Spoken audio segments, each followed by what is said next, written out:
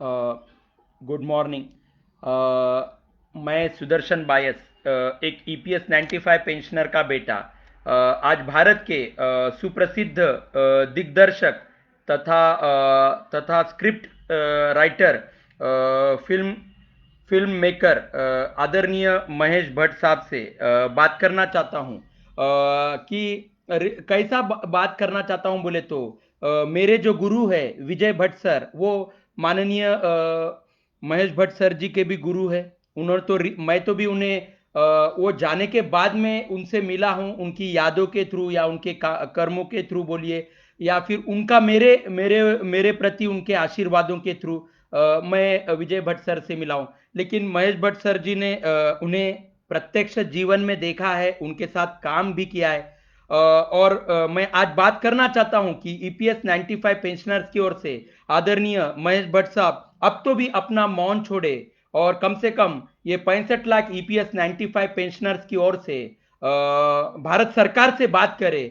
भट्ट साहब, आप खुद कहते हो कि आपने जीरो से स्टार्ट किया था।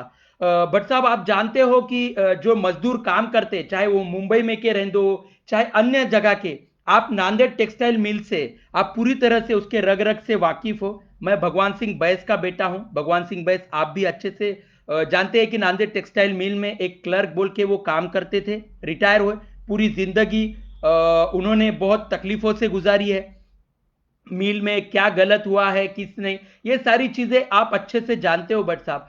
लेकिन क्या है भट्ट साहब कि जब एक इंसान अपना जीवन का 30-35 साल दे के भी अगर उसकी आत्मनिर्भरता उसको नहीं मिलती है, क्योंकि सरकार के गलत रणनीतियों के चलते उसका जो खामियाजा उसके ऊपर, उसके परिवार के ऊपर टूट पड़ता है, तो वो अंदर से आत्मा झकझोर जाती है साहब।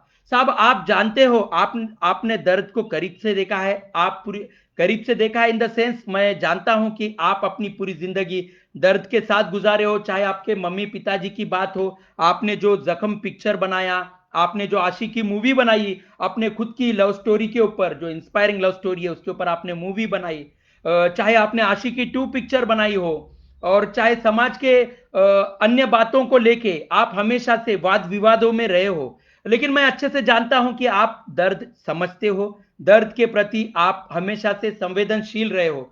बट साहब, ईपीएस 95 पेंशनर्स की जो केस है, ये बहुत ही दर्द भरी केस है। देखा जाए तो पूरा सरकार की गलती है।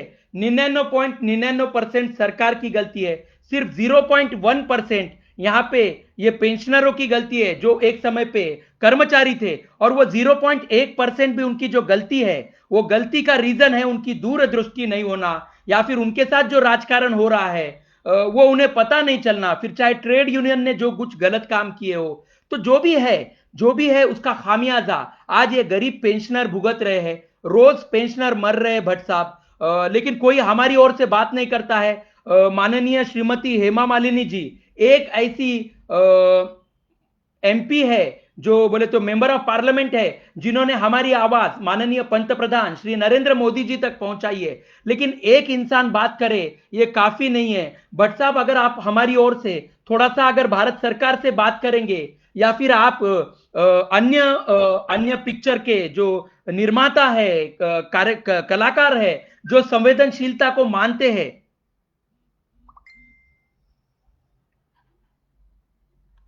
जो संवेदनशीलता को मानते हैं, अगर ऐसे कलाकार भी, ऐसे स्क्रिप्ट राइटर जैसे कि माननीय जावेद अख्तर सर जी हो गए, माननीय सुप्रसिद्ध दिग्दर्शक और राइटर सलीम खान सर हो गए, जैसे कि अनुपम खेर जी हो गए, अनुपम अनुपम खेर जी भी समाज में चल रहे हर गलत चीजों के बारे में अपनी आवाज हमेशा से वो बुलंद करते आए हैं। चाहे वो कश्मीरी पंडितों का मुद्दा हो, चाहे अन्य जो कोई भी मुद्दा हो, अनुपम खेर सर भी अपना योगदान हमेशा से देते आए हैं, एक सुजान नागरिक बोल के।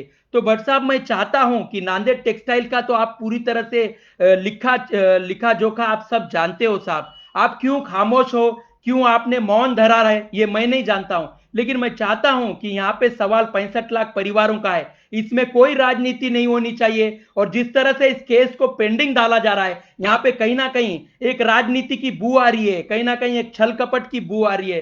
तो साहब, मैं जानता हूं कि आप दर्द को मानते हो। आपने हमेशा से अपने माँ बाप के प्रति और उनके जो भी, उनके चलते आपको जो भी तकलीफ हुई है, लेकिन आपने एक पिता के तरफ हमेशा से आपने आदर्शवादी सोच रखी है कि आपके पिता का नाम हमेशा से बना रहे, आपके माता का नाम हमेशा से बना रहे। तो जिस तरह से आपने अपना पूरा जीवन जिया है, चाहे फिर आपके बेटी के पैदा होने के बाद आपने जिस तरह से दारू छोड़ी हो, आपके अंदर जितना भी डिप्रेशन था, लेकिन उस बावजूद भी आपकी बेटी होने के बाद आपने जिस तरह से दारू छोड़ी हो, मैं आपसे उम्मीद लगाए बैठा हूं साहब कि आप इन गरीब पेंशनरों के हक में जल्द से जल्द भारत सरकार से बात करोगे और अन्य फिल्म निर्देशक या फिर न्यूज चैनल जैसे कि रजत शर्मा जी हो गए या अन्य कोई भी चैनल हो, उनसे भी आप जरूर बात करोगे कि भारत सरकार से आप बात करने लगाओगे।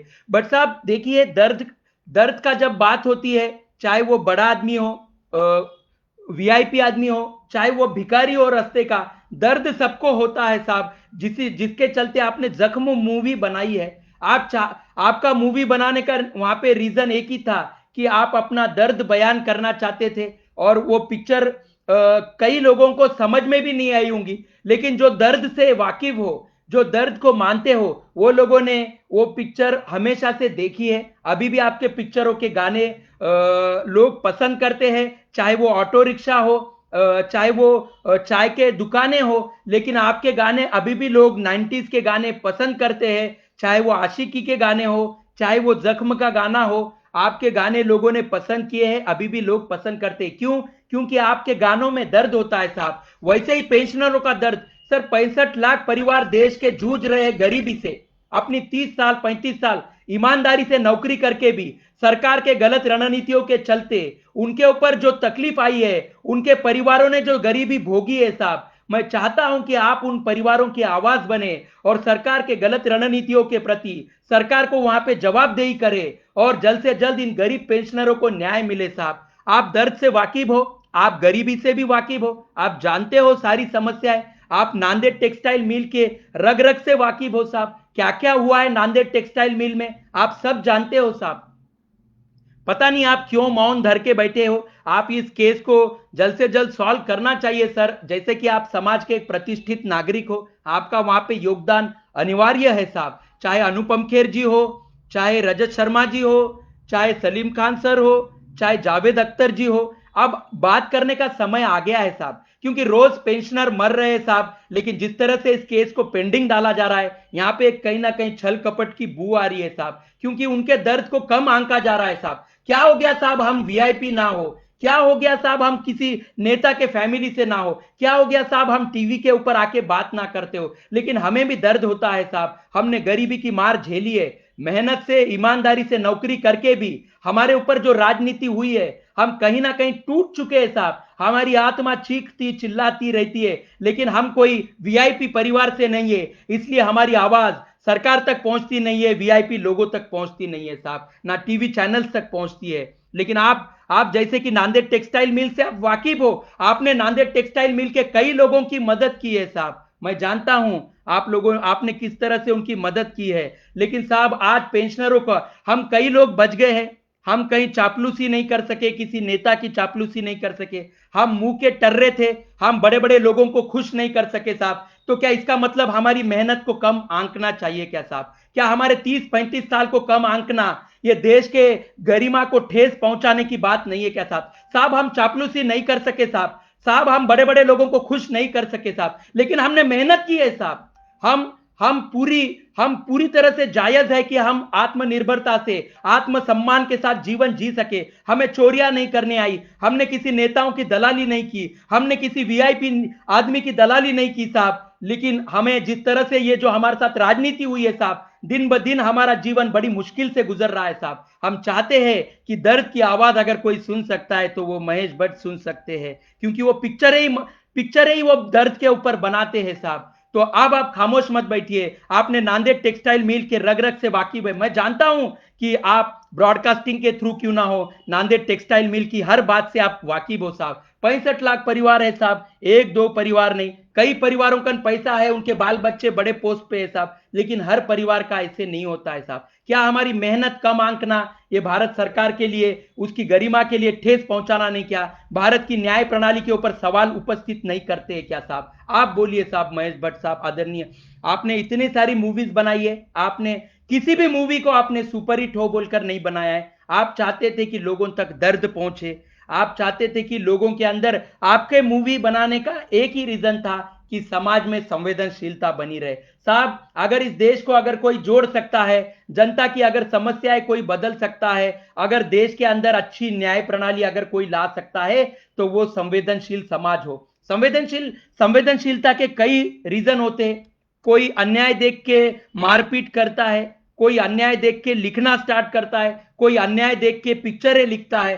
साहब संवेदनशीलता इस देश की लोकशाही को वापस अपनी ताकत वापस पुनः स्थापित करने के लिए मदद कर सकती है। साहब आपके अंदर वो संवेदनशीलता है, आप सत्य के प्रति उजागर हो, आपने यहाँ पे बात करना चाहिए साहब भारत सरकार से, क्योंकि आप नांदेड़ टेक्सटाइल मिल से वाकिफ हो, ये सिर्फ मैं जानता हूं, बाकी के मिल के लोग नहीं जानते हैं आपको, कोई बात नहीं है, लेकिन मैं आपको जानता हूं साहब, और मैं पूरी आशा लगाए बैठा हूं कि आप हमारी मदद अब तो करोगे। 15 साल से 1,000 रुपए पेंशन लेके जी रहे साहब, 30 साल 35 साल ईमानदारी से काम किया, किसी नेताओं के तलवे नहीं चाटे साहब, किसी को खुश नहीं किया साहब, जो भी दर्द था बयान किया साहब, सच्चाई को बयान किया साहब, हमारे ऊपर हुए हर राजनीति को हमने बयान किया साहब, हमें जो सही लगता था हमने वहां पे बयान किया। बॉलीवुड से जो नाराजगी थी साहब हमने वहां पे बयान की, वो नहीं देखा कि बॉलीवुड हमसे खुश होता है या दुखी होता है साहब। हमें खुश करने का हमने किसी का ठेका नहीं लेके रखा है साहब, हम दर्द बयान करते, हम संवेदनशीलता में यकीन रखते हैं साहब।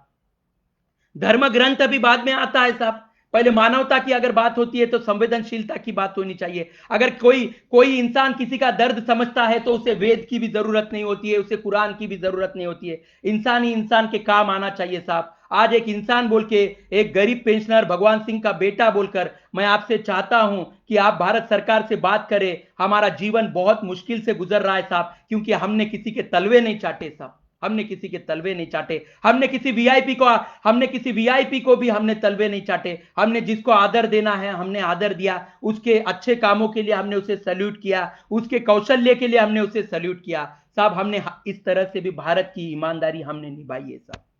हम वोट डालते हैं साहब, नेता लोग उनके बाल बच्चे अच्छा जीवन गुजारते हैं साहब, लेकिन हम 35 साल नौकरी करके भी हमारे मेहनत को कम आंका जाता है साहब। मैं आप जानता हूं साहब कि आप एक संवेदनशील इंसान हो, आप जरूर हमारी आवाज भारत सरकार तक पहुंचाएंगे। मैं आदरणीय महेश भट्ट सर जी से ईपीएस 95 पेंशनर्स की ओर से अपना दर्द बयान करता हूं और उम्मीद करता हूं कि वो जल्द से जल्द भारत सरकार से बात करेंगे। जय हिंद, जय Bharat. Thank you so much.